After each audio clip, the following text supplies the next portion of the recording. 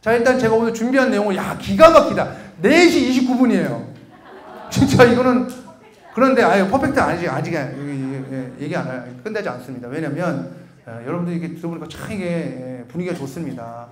다 강남에 지금 좀 멀리서 오신 분도 계시죠? 그렇죠. 오셨으니까 또 요거 엔드 여러분들 그 업종별 이외에 제가 뭔가 하나 좀 드려야 될까, 뭐를 드릴까 하다가 이제 선물은 제가 준비하기 좀 힘들었고요. 그래서 뭔가 좀 내용을 하나, 이거 뭐 10분 정도 안에 끝날 거라고 생각이 됩니다. 여러분 1, 4분기에 교육을 들으셨다면 월납형과 비월납에 대한 비과세가 2013년 화이트데이인가 바뀐 거를 아마 기억을 하실 겁니다. 예전에는 그냥 10년만 하면 다 된 거 아닙니까? 그리고 뭐 일시납도 뭐 50억씩 넣고 막 그랬잖아요. 옛날 그런 시절이 있었잖아요. 근데 이제 어떻게 됐어요?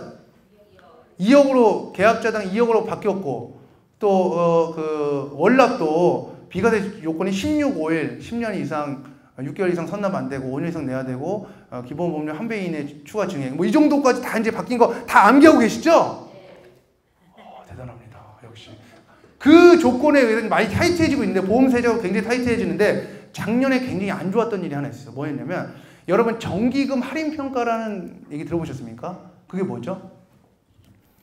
제가 예를 들어서 아들이 있습니다. 예를 들은 게 아니죠. 진짜 아들이 있죠. 제가 예를 들어서 아들이 딱 이제 아들한테 주는데 10억을 줍니다. 10억을 딱 한 번에 줄래니까 얘가 왠지 탕진할 것 같아요. 그래서 10억을 한 번에 주지 않고 이걸 나눠줍니다. 정기적으로 금액을 나눠서 주는 걸 저랑 약속을 합니다. 자, 내가 너한테 돈을 줄 거야. 대신 정기적으로 줄 거야. 절대 까먹지 말고 해. 이게 뭐랑 비슷하냐면 여러분들 로또 복권 중에 뭐가 있죠? 한 번에 안 주는 거? 20년 동안 500만 원씩 주는 거 있죠. 나는 로또보다 그게 더 사실 욕심나요. 꼬박꼬박 주는 거.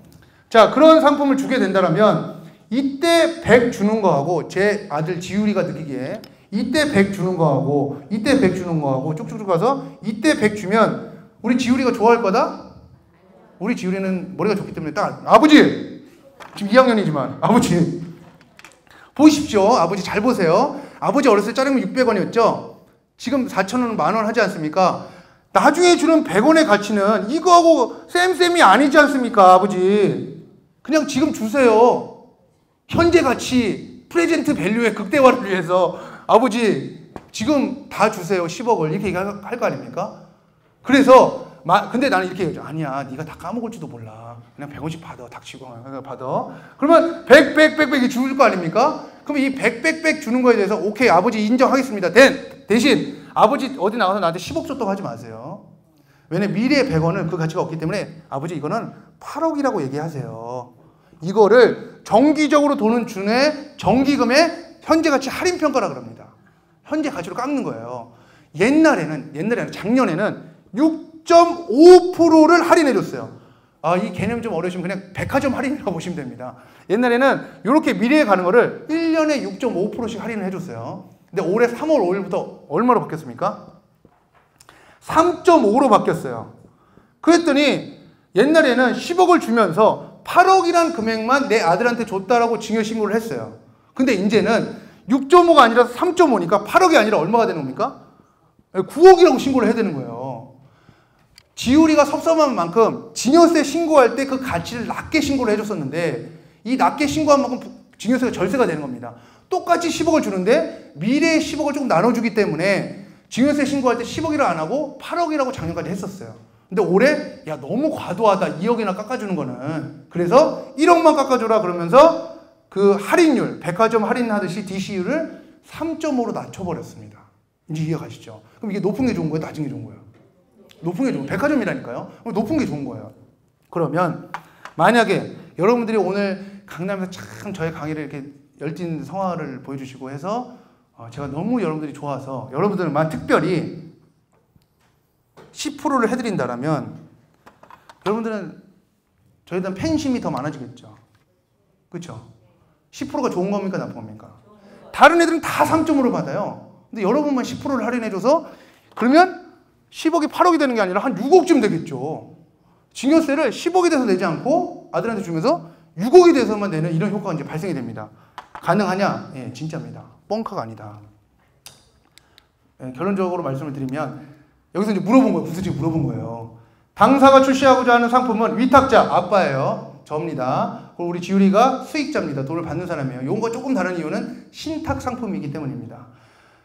위탁자와 수익자, 아빠와 아들이 다른 타입 특정 금전 신탁 계약으로 위탁자는 여러 종류 어쩌고저쩌고 하면서 수탁자가 누구냐면 회사입니다. 판매한 회사.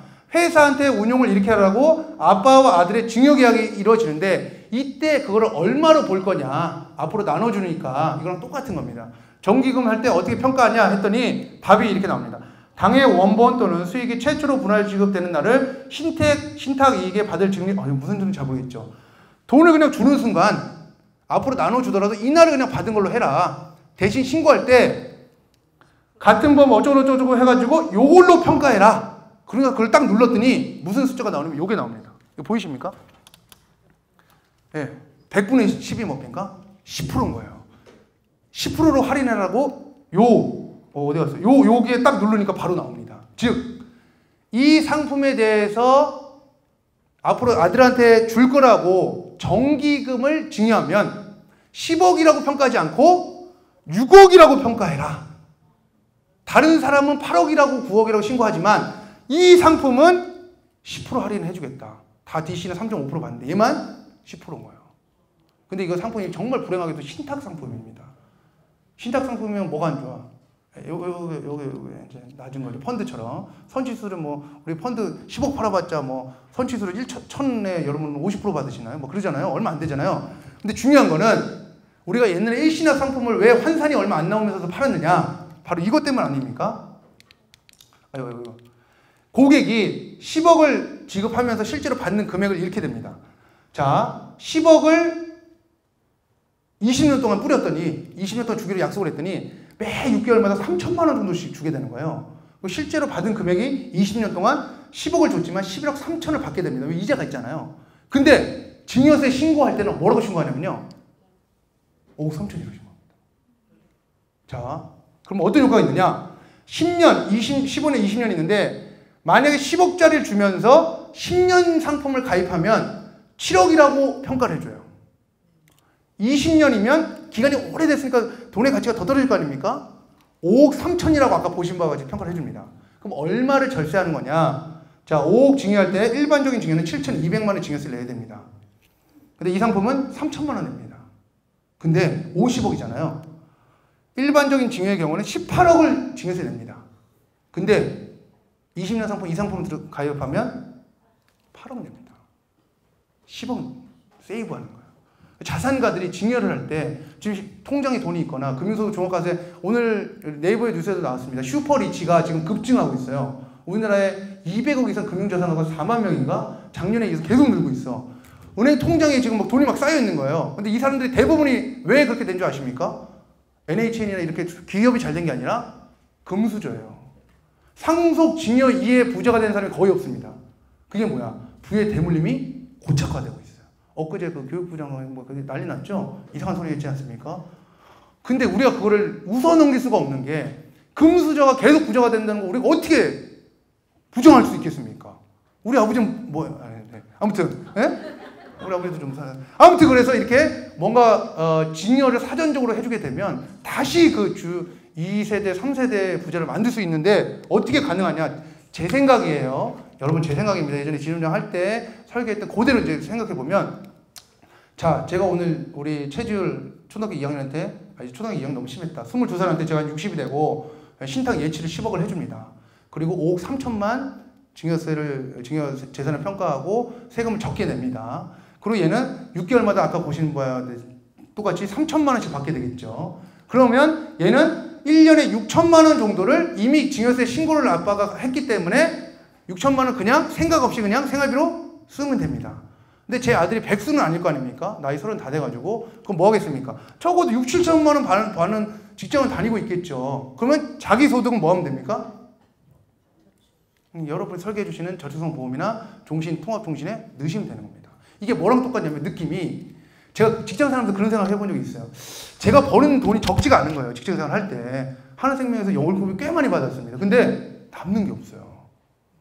네, 제가 10년 정도 직장생활 했는데 제가 버는 돈이 1억 몇 천이더라고. 그것도 많이 버는 거죠? 많이 모은 거죠? 1년에 1,000만 원씩은 꼬박꼬박 한 거 아닙니까? 근데 만약에 내가 받은 월급을 전부 다 저축할 수 있었다면 저는 한 7, 8억 있었을 겁니다.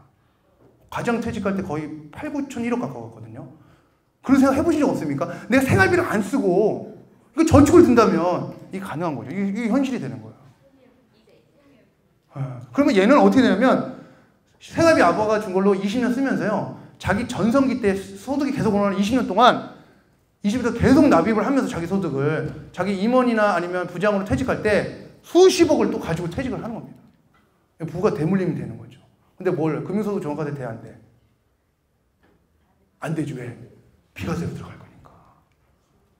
이렇게 20년이면 환산도 꽤 나올 것이다 라는 생각이 드는데, 아무튼 이렇게 활용하시면 되는 상품이 지금 하나생명에서 지금 결제 라인 상에 있고요. 제가 오늘 오면서 확인해 봤어요. 상무님 지금 결제 라인에 있고, 요게 하나생명 기준으로 FS 센터 같은 데서 이제 VIP 세미나로 진행이 될 겁니다. 근데 이거 우리가 잡지 않으면 증권회사나 단들 다 가져갈 겁니다. 어차피 가져가게 돼 있어. 왜? 그 사람들 VIP 마케팅이 혈안이 돼 있어요. 증권회사 지금 구조조정 옛날에 많이 한 거 아시죠? 이게 주요 수익원이에요. 이거 수수료 적지 않습니다. 그래서 주변에 자산가들이 있다라면 반드시 이런 VIP 세미나에 참여하셔서 자금을 예치받고 합리적으로 또 그 금수저를 우리가 도와줄 수 있게 해주는 것이 여러분의 도움이 될 것이다 라고 생각이 됩니다. 자, 일단 제가 준비한 거 10분까지 추가해서 딱 10분이니까 기가 막히다. 진짜 4시 40분이네요. 정말 기가 막히네요. 그죠? 여러분 질문 있으시면 한두 개만 받고 마무리 인사드리도록 하겠습니다. 궁금하신 거? 네. 네. 네. 퇴직할 때 비용 처리됩니다. 지급하면 비용 처리 인건비 신고하게 되어 있습니다. 당연히 됩니다. 네. 봉사료 한도는 업마다 다르니까 예를 들어서 전북 분산하고 청담동은 다르다는 거죠. 그래서 미용실 사정을 봐야 됩니다. 네. 네.